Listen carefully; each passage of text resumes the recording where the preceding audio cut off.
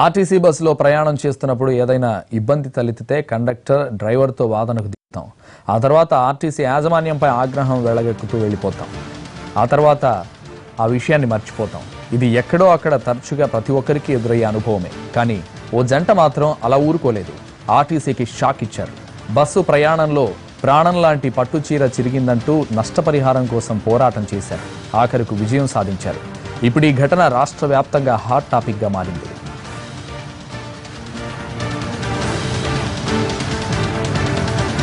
నల్గొండకు చెందిన నరసింహారావు, వాణిశ్రీ భార్యాభర్తలు. వీరిద్దరూ 2018 ఆగస్టు 26న హైదరాబాద్లో వివాహానికి వెళ్లేందుకు సూపర్ లగ్జరీ బస్ ఎక్కారు.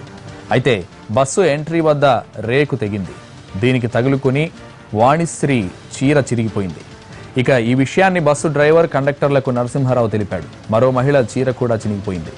రేకును సరిచేస్తే అయిపోతుంది కదా అని డ్రైవర్కి సూచిస్తే అది మా పని కాదు, ఆర్టీసీ డిపో వారి పని అంటూ ఎదురుదాడికి దిగాడు డ్రైవర్. ఈ విషయాన్ని డిపో మేనేజర్ దృష్టికి తీసుకెళ్లాడు నరసింహారావు.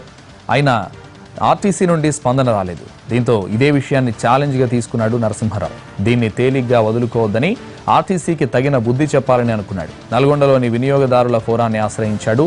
టికెట్, బస్సు, బయటకు తేలిన రేకు, చిరిగిన చీర ఫోటోలను సాక్ష్యంగా సమర్పించారు. విచారణ చేపట్టిన ఫోరం ఆర్టీసీ లోపం ఉందని నిర్ధారించింది.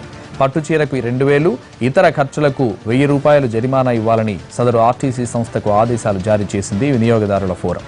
దీంతో తమ పోరాటానికి ఫలితం దక్కడంతో సంబరాల్లో మునిగి తేలుతున్నారు.